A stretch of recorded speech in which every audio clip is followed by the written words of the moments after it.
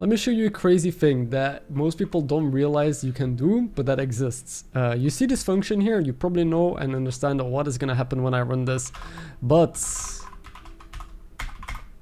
I'm just going to do this, and you can see that the editor is not being mad at me. There's no errors being thrown, and that's because this is legit. I just put this entire function in a variable, and so this proves that functions are objects that you can just store and load and manipulate. So that is the crazy thing. Once you realize that a function, a callable, is an object just like an integer or any other data packages like an array, there's so much powerful shit that you can do, and I want to explore that with you today. And also just real quick what how to optimize functions and what they actually are. So what this does, I'll first illustrate with a ready function. So I'll call test and I'll call 1. I'll pass in 3 strings that I want to print to the terminal, because what happens is you pass in these 3 arguments, the test function takes 3 arguments and then prints all of them out. Of course, there's different ways that you can go about doing this, but if I run this, you will see in my terminal it prints 1, 2, 3. Don't think anyone expects anything different. Before we move on, I'm going to clean up this function call as well, because I want to show you how to optimize this. So let's say you know that you're working with 3 strings. You don't want people to pass in integers or to pass in anything else. In that case, it is always preferred to statically type, because by statically typing, the editor and you yourself knows what you expect and what you're working with, which also means that it will be easier to catch bugs later on. I wrote sting. That would be kind of a funny thing to use. Anyway, we have now 3 strings that we pass in. So now you cannot pass anything else in, or the editor, like let's say I replace this 3 here with an actual 3, you will see that it's gonna be mad at me. And it will also at runtime, if you accidentally pass in stuff that is not a string, it's just not gonna work. So statically typing, if you know what you're passing in, always do it. The final thing that you can do is pass in whatever it returns. So most of the time it's going to be void. It means that there's nothing coming out of this, it just prints. But it's very useful to use this in case you are returning something. So let's say I want to call test, and then I have a variable new string, which is going to be all of these strings appended together. So right now it sees, hey, we are returning nothing. But instead, if I pass in string here, it knows, okay, we are returning a string. And now it's being mad at me because I'm not returning a string yet. So you can see how statically typing improves your editor working with you, giving you guidance. And then you just return 1 plus 2 plus 3, which in this case is just a massive mumbled word, but it's just an example to show you how you can utilize all of these statically typed things together to minimize the chance that you're going to have bugs and going to catch them and that things will go wrong. Anyway, I will remove this real quick because I don't think I want to return anything. I just want to print stuff for the example. And now we're going to move on to actually packaging this up. So there's many ways that you can put this in a variable. First thing that I showed is you can just declare a variable, which I'll call testfunc. And this works. And then if you want to call this, right now the function doesn't exist anymore. So this function is what we call a lambda function, meaning it's not an actual function anywhere that you can reference. It is just passed as a little object into a variable or whatever. I'll show another example of a lambda function in a second. But let's say I want to use this now. We have to do testfunc.call, which is going to call the function. But we need to pass in 3 arguments. So once again, I'm going to pass in 1, 2, and 3. And now the same thing is going to happen. So once I do testfunction.call, 1, 2, 3 appears in the terminal. Again, pretty straightforward, pretty simple. Another cool thing I want to show is, let's say you have an array, which is, I'll call it string array, and it will be a packed string array. I'm just going to do this as a quick example, which holds my 1, 3.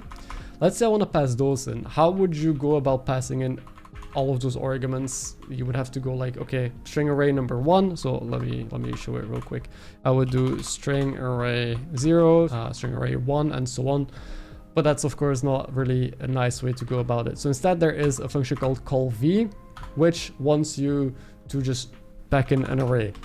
So I can do string array, and this will do the exact same thing. And this way you can store arguments also more easily in data and arrays.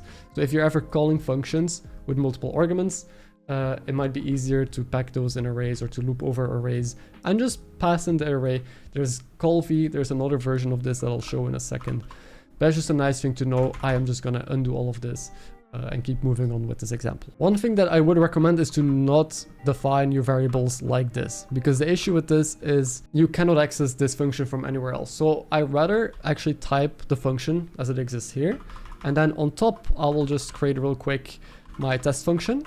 I'm going to statically type this as a callable. So a callable is the data object that holds a function, and a callable is basically made up of two things. If you ever try to make a callable, you will see that it asks an object and a method, or just a straight up function. So for example, I can pass in test and this will work. Now I basically package test into a callable because it gets all of this stuff, all the data from this function, since it is in my script. If I run this, same thing is gonna happen. Well, I guess I need the 3 arguments. I forgot about that, so I'll do there. I run this is gonna work just fine like before. But another way that you can define this as well is to the object that is being called from. So in this case, self, we're calling it from this node, and then the method as a string name. So I'll just do test. It converts strings into string names internally, so you can just do it as a string, and this will also work. So this way you can actually take functions in different objects and still bundle them somewhere else. I hope that makes sense. You can also just, instead of defining it like this, literally put in the callable, and this will also work. So this is the shortest way to do it. Just literally type the name of the function and you are storing your function in a callable. So I'll give an example now of what a lambda function is and how to use it in different scenarios. The most common one is if you're sorting an array. So let's say we have variable my array, which is an array. I'm not gonna put anything in it, but just to show you, if you do my array.sort, it just sorts by default, but there's also sort custom. And in this function, you want to be having a callable that it uses to sort through it. So normally you write a different function. If you look at the example as well, it shows you there is a different function that you call. But you can also just write the function in these brackets. You open the brackets and you keep going. But to give you a more concrete example, I'll use print. Let's say I want to print all the numbers or all the multiplications of 3 up until it's multiplied by 10. Instead of writing out that entire array or doing all of that, I'm just gonna call a simple lambda function that does it for me and then displays it. So what I'm gonna do is open these brackets. I'll just do this for clarity's sake. We start our lambda, so we do function, and I'll do a for loop. So for and in 10, I want to print 10 numbers. I'll declare a variable first, which is going to be my string, which is a string, and I'll initiate it empty. Then I'll just do my string plus, and then I put in n, or the string of n times 3 plus a space. And then at the end, I will just do return my string. And so this is the function. Now I'm just gonna wrap this in more brackets. Actually, I think this example might be a little bit too confusing, but if I run this, you will see that I print the numbers 3 until 27 and 0 included, all the multiplications of 3 times 10. So I can do that instead of having to type the whole array. Right now it's not useful, but let's say I have a bigger data set, bigger numbers, and I don't want to be writing a separate function for it. You can declare it wherever you want in your script within a statement. And so now if I close this up a bit, just to show you how big this actually looks. It could be something like this. You can also put it on one line, but this is a function within a print that returns something nice. Okay, now a final optimization that I will show with this function that you can do before I'm gonna actually show you more powerful stuff with callables is, instead of having 3 arguments passed in, let's improve it and make sure that you can pass in as many as you want. You can do that by typing 3 dots and then whatever you want to call your variable and defining it as an array. Now what happens is, if you call this, you can pass in as much as you want. So for example, you can do test, pass in nothing. You can pass in 1 argument, 2 arguments, 3. There's no limit. So that is the power of this kind of syntax within your function. Now sadly this array cannot be defined, so you cannot do something like this because I only want to pass in strings sadly. So we kind of need a little bit of a workaround for that. But let's say now I'm going to loop over all the arguments and print them, right? So instead of statically saying, hey, I want this and this and this, I'll do for item in args, so in our array, I'm just gonna do print item. And there we go. Now I have a more flexible function where if I call test and I pass in 1, it will still print those in the terminal just like before, but we now have statically typed, way more flexible stuff that we can do with it. Okay, time to move on now. So I'll remove these variables, and as you can see in the project, I have two nodes, node 1 and node 2. This is all built in node 1. So let's go to node 2, which is the child. I'm gonna just give a reference to my parents. I'll do variable parents, which is a node 2D. It initiates as null, but in the ready function, I will say parents is equal to get parent. So it just gets the parent node, loads it in there. Because one thing we will do now is I'll remove the ready function in the parent node. We want to be calling this from the child node. The only way to do that is by having a reference to the parent node and then doing parents and calling the function in there. But as you will see, it does not find the function in my autocomplete, and that's because it's just a node 2D in this editor. It only knows that it's a node, does not know what the script of it is or if it has special properties. But I know it's test, so you kind of have to memorize it, and then you can do whatever you want, and this will just print 1, 2, 3 in the terminal by referencing its parent and calling the function. Now, there's of course the cool stuff that you can do with it. I will just delete this line and I will create a variable myfunc, which is a callable. And now if we take myfunc is equal to parent.test, we can do myfunc.call and pass in arguments again. I'll just actually put in 1, 2, 3 because it's faster to type than the strings. And this will work. You can see we have 1, 2, 3. And now my function is holding this data package that we have defined here, which is pretty cool. Now I'll show you some more cool tricks that you can do with these callables, and then a way that I'm using it in my game project, and a very nice use case for actually applying all of this knowledge. So one thing that you will also use a lot is call deferred. This is instead of calling a function right in this moment in this stack while it's running through your script, this delays it to the end of the frame, which means the statements after it are gonna come before this call comes through. Basically everything within the same frame that it runs in your code will go first, and then this will run. This is used for a lot of like removing nodes. That's why, for example, Q3 is used instead of free. This is at the end of the frame when everything is resolved, then you get rid of the node. You might run into issues with calling functions, so call deferred, very good thing to know. If you get a random bug and you don't know what solves it, try call deferred and maybe that fixes it. I'll print a few other things that you can do. So you have, for example, myfunc.getObjects. And this gets the root object. So in this case, this function is callable is not in this script, it's in the node 1. So if I run this, it will show me that this callable is in node 1, which is going to be useful for the example that I'll give in a second. Then we also have my object.getMethod, which returns you the string. So as I showed you before, to create a callable, you can also put in the root object and the string name of the callable.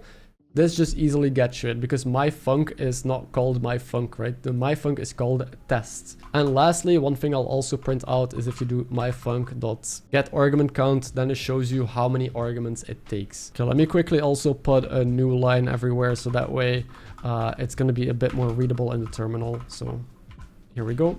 And you will see this is the node that the callable exists in. This is the name of the actual function that's being called, and it takes 0 arguments because it's infinite in this case. But if I would have it like before, this would display 3, so that way you know what you need to pass in. And now it's time into the final little use case that I love it for, that I use all the time, which is, let me just delete myfunc, and instead I'm going to be creating a callable array, which is an array of callables.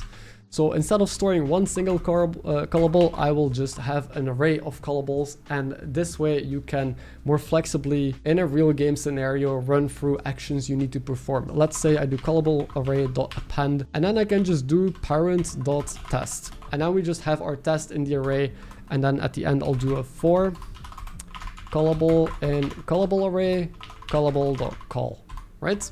Right now this is not going to do anything because I'm calling test with no arguments, and it needs arguments to print, so the terminal is empty. Of course I can put arguments in here, so I can do 1, 2, 3, right? And then it's gonna print 1, 2, 3. But the issue is that every time, let's say I add like 2 more versions of this, it's just gonna print 1, 2, 3 3 times because those are the arguments I pass in.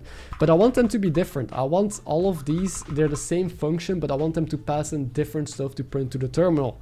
And that's the powerful part. Now we're going to go into bind. By using bind, you can bind arguments to a function. So let's say I want to, for this first one, let's go to the first one, of course. Let's say I want to pass in 1, 2, 3. And the next one I want to pass in 4, 5, 6. And you can see where I'm going with this. I can pass in 7, 8, and 9. And now if it calls all of them, these arguments are baked in. So it's going to call and basically pass in those arguments. And it will print 1 through 9 in the terminal. And just like before, there's also bind v, which takes an array. So, I mean, this will work, but let's say I do variable int array, which is going to be packed int array 32, which will hold 1, 2, 3. And then let's say you have your data in an array. Instead of calling every single element in it, you can just bind v. There we go. And this should work, and it will just display the exact same thing. Well, important to know, the v allows you to use arrays as arguments. So a reason to use the array of callables is if you're, for example, working on a card game. I'll show some example in the background. You can loop over all of these actions that cards have instead of looping over the cards and checking, hey, do you have this action, then run. So then you have actually, you can check how many actions you are going to perform, which otherwise you just know how many cards you have. You have to manually check, hey, do they have those actions? It's just it's a little bit cleaner. There's a lot more manipulation and freedom that you have with it. And more importantly, as you can see, you can manipulate the callables that are being run, and you can sort them. So as we saw, you have the option to do a sort probably on this array. So you do callable array.sort custom. And then you can pass in a function. I'll just do sort custom. So I'm just going to quickly do sort custom. This will take 2 items, item 1 and item 2, which in this case we know are callables, and it's comparing them with each other. I'm not explaining custom sorts here, but basically you can check for every item which is a callable. You can do get objects and see, hey, is the object this card, or this card should go in front of that card. And you can now sort these callables based on where they are located, or on how many arguments they have, or which arguments they have. And so you have a lot of freedom and flexibility by bundling functions in an array that you're looping over instead of looping over the actual objects like the cards and triggering their functionality. So I hope you see the power now of functions being objects, how to manipulate them, what you can do with them. There's a lot more. I tried to condense it into actually usable information for people who are not familiar. Hope you enjoyed the video. Thank you for watching.